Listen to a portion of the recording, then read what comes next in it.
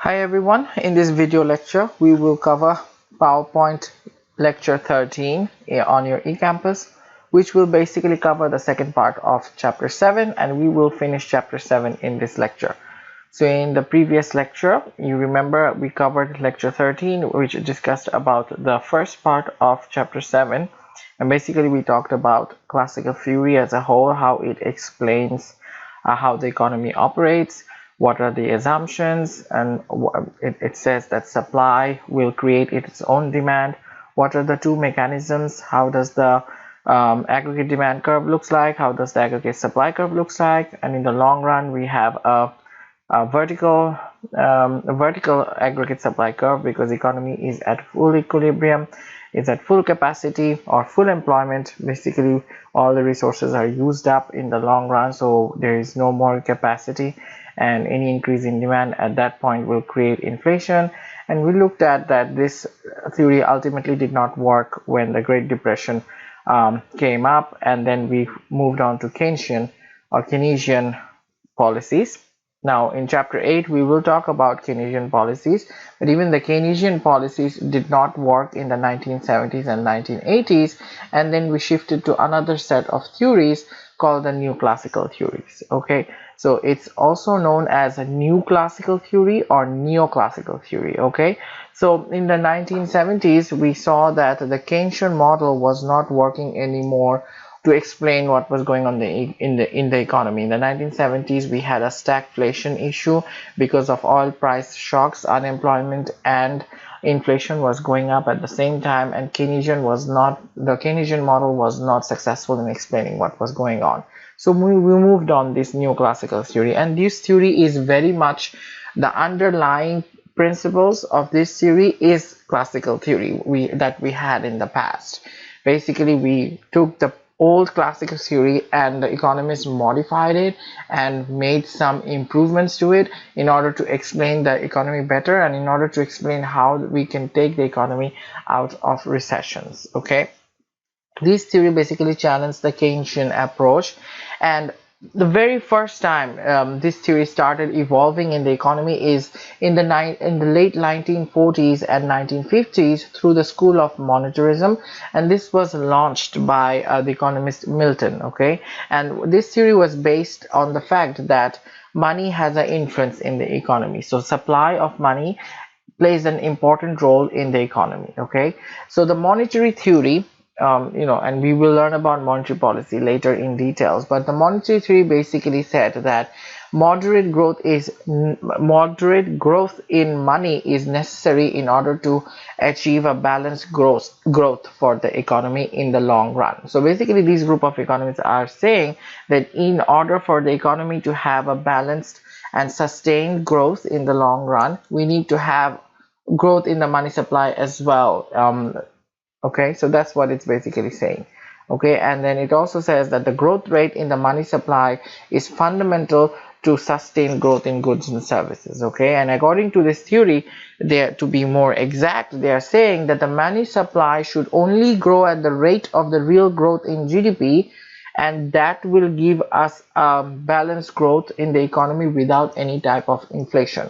So what it's basically saying is, if the increase or if the growth in the money supply is equal to the real growth, is equal to the rate of the real growth in GDP, then we are going to have real economic growth without any type of inflation. Now, that was the very starting of neoclassical theory, but as we moved on, and then in the 1970s other neoclassical theories evolved, including the previous monetary theory, and then came the supply side economics. So supply side policies, monetary theory or monetarism, these are policies or principles that can be identified under the new classical theory. And again, new classical theory basically is very similar to the classical principles. It still recommends very limited government and free market operation, and it also says invisible hands, which means competition between the producers, which will ultimately create efficiency in the market. Okay, during the President Reagan's administration, supply side principles were applied in combination with fiscal and monetary policy to take out the economy out of recession in the 1970s, and starting from 1980s, the economy started to experience growth. Okay, so again, the new classical theories re-examined the aggregate supply and aggregate demand relationship through supply side policies, and we will try to understand what we mean by the supply side policies. Okay, and this theory basically again had assumptions that there must be competition and there must be very limited government, just like the classical theory. Okay, so the question was then how to increase the aggregate supply. Okay, now if you remember, the main difference between classical and new classical theory is basically, if you remember from the last lecture, under classical,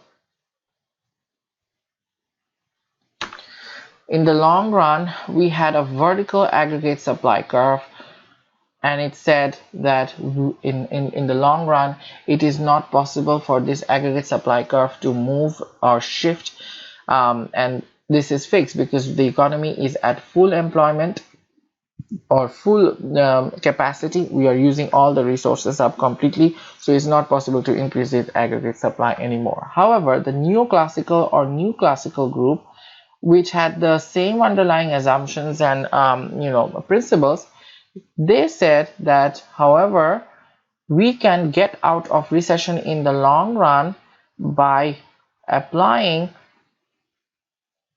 supply side policies to shift the aggregate supply curve to the right. So we can shift the aggregate supply curve using supply side policies. Okay, so again, the focus is on the business side. We focus on the business side or the producer side to see how we can increase their long run aggregate supply curve and shift the curve to the right. Now see what happens. Let's say this is our demand curve and this is our original price and quantity. Now let's say the aggregate supply curve shifts to the right. Now the new equilibrium at this point, what's happening? The price is going down and quantity is going up, which is good for the economy, which is efficient, right? More output available to the consumers and price is going down, so consumers are happy, customer satisfaction is maximized and output is maximized, so we are basically gaining in this situation. We are efficient, right? So that is new classical theory. It's very similar to classical, but the focus is using monetary theory and supply side theory. We want to shift the aggregate supply curve to the right in order to achieve efficiency. Okay, so if the aggregate supply curve shifts left, as aggregate supply curve decreases, what happens if the aggregate supply curve shifts to the left? The prices will go up and output will decrease, which becomes inefficient, right? So as if the output decreases, that means the firms will be letting people go, employees will be laid off, and they will lose their jobs and income will be falling, right? So there will be a compound negative response in the economy. So we want to know how we can shift the aggregate supply curve to the right using the new classical theory, and we use the supply side policies.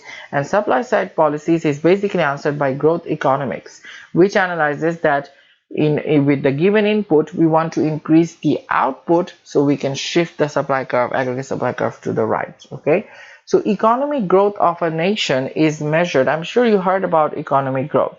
So the definition of economic growth means it is measured by increases in real GDP and the increases in real GDP per capita. So we will experience economic growth when there is an increase in the real GDP, as well as there is an increase in the real GDP per capita. So what does real GDP per capita means? Real GDP per capita is basically the measure of a country's economic output that accounts for the population. So basically it is the average amount of goods and services produced by an average person in the nation during that year. So GDP per capita, or real GDP per capita, looks at how much each individual in the economy on average is producing goods and services during that year. So it's at a particular point of time. So we either look at a quarter or year most likely it's a year. So in a particular year, let's say in 2019, how much on average did Tom purchase goods and services, or did Tom produce goods and services? And the formula of GDP per capita is given by real GDP divided by the total population times 100. Okay, and I want to do an example so you understand how to calculate the GDP per capita, or how much each individual in an economy is contributing towards the total GDP. Okay, so let me do an example. Let's say you are given with this information. Assume GDP of Dallas, let's say in 2012, is $47 billion. Okay, then we're also saying the population of Dallas County is 1.345 million people, and we are also saying the inflation rate in Dallas in 2012 was 3%. Given this information, what is the GDP per capita?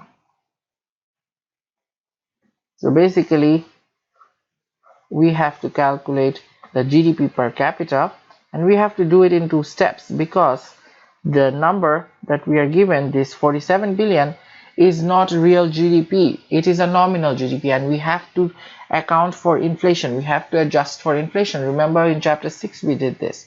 We are in chapter 6 and 5 we did this. We calculated price index, and then we took out the impact of inflation from the nominal or the raw number to give us the real income, right? So we do that. So the first step in this calculation, there will be 2 steps.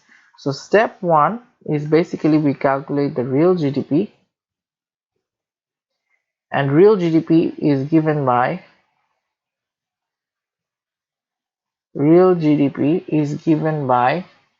nominal GDP. You know that formula, nominal GDP. We discussed this before as well, divided by price index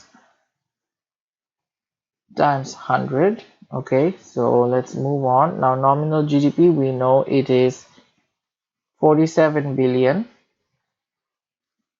Price index is, remember, 100 plus inflation rate, so 100 plus 3 is 103 times 100, and we end up with 45.63 billion.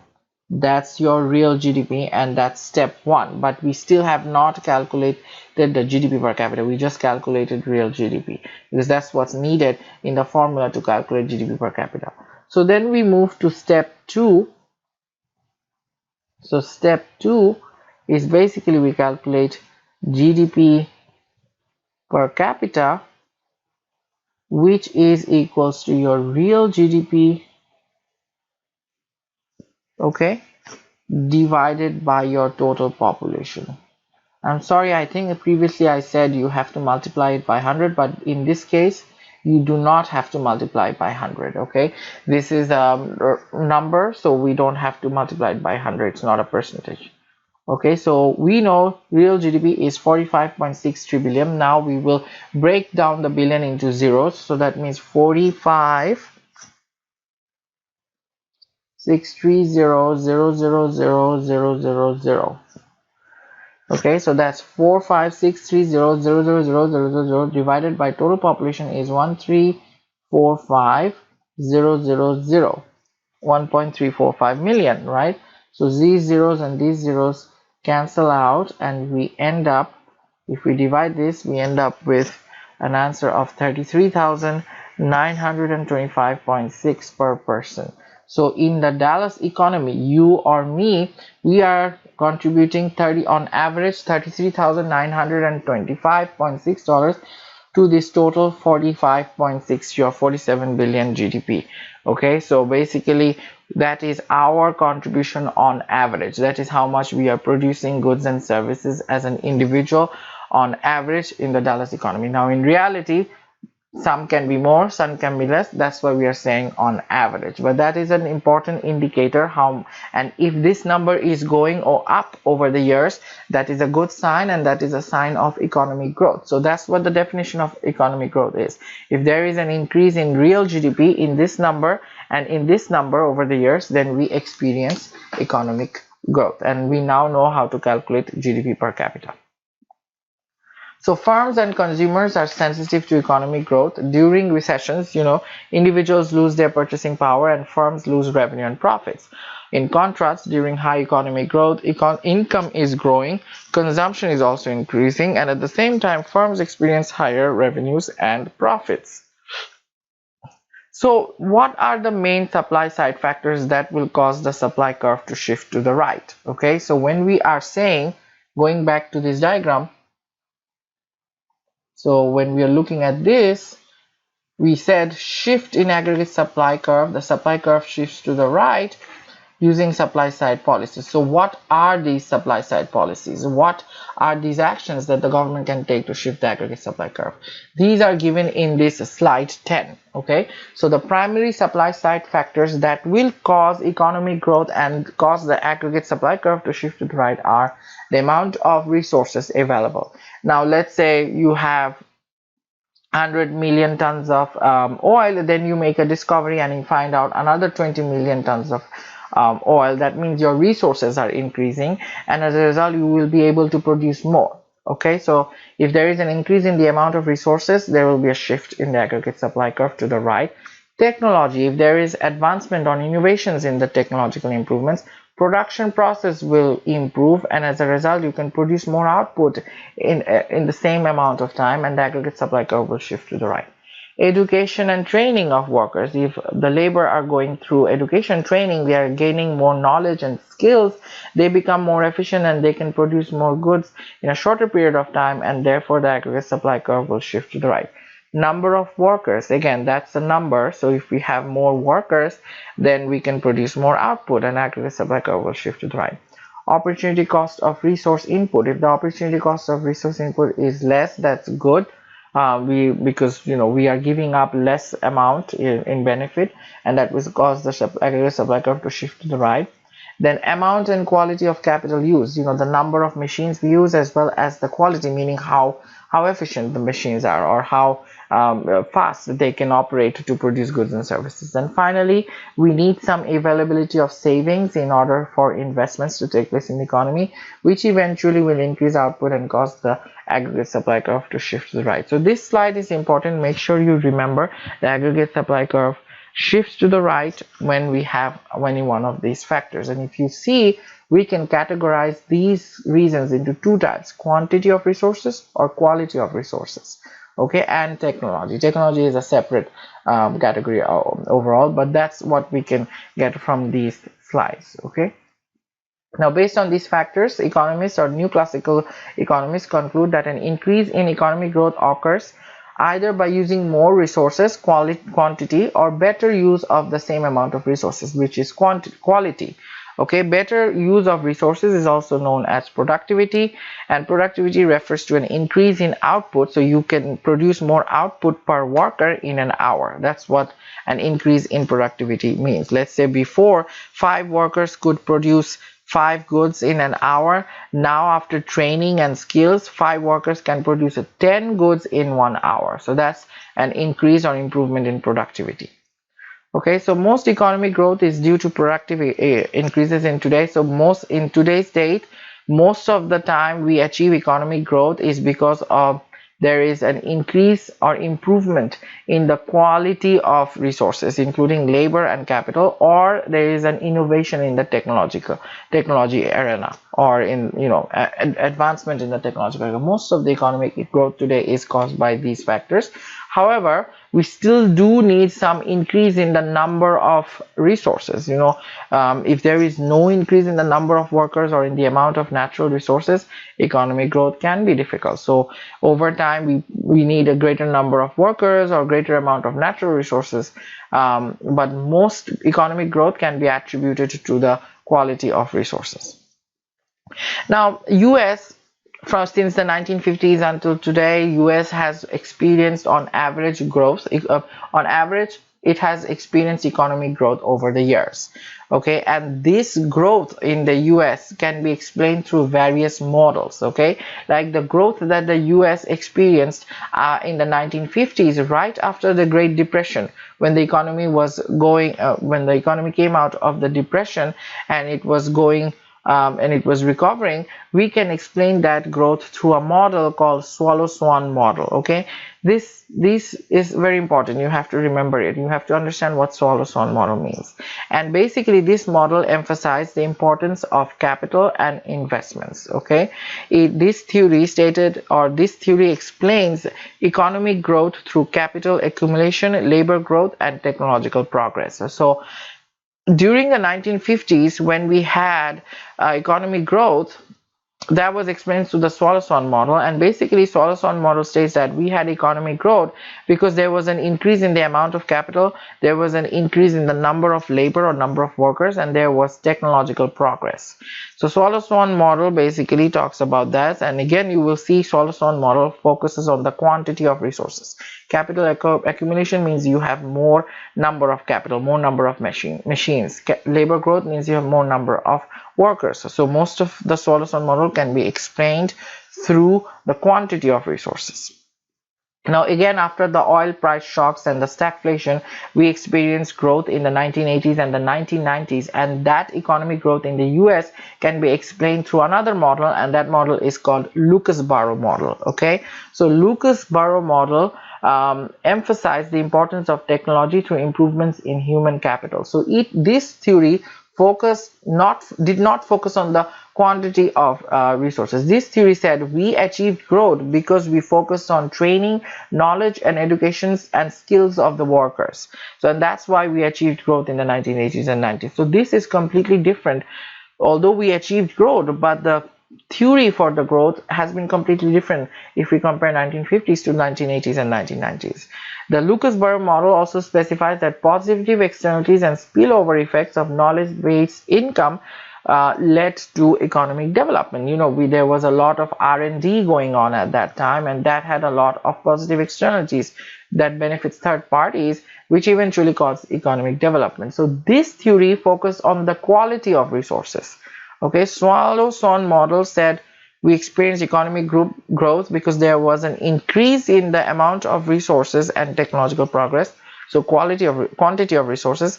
And Lucas-Burrow model said in the 1980s and 90s we experienced economic growth because there was an improvement in the skills and qualifications of the workers as well as technological progress. So this focus on the quality of resources.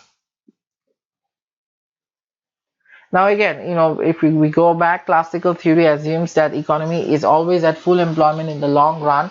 An aggregate supply curve is a vertical line, which means economy is at full employment and it cannot move to the left or the right, whereas the new classical theory further developed it and said, yes, we can achieve growth in the long run by shifting the aggregate supply curve to the right through monetary policies, monetary theory, as well as supply side policies.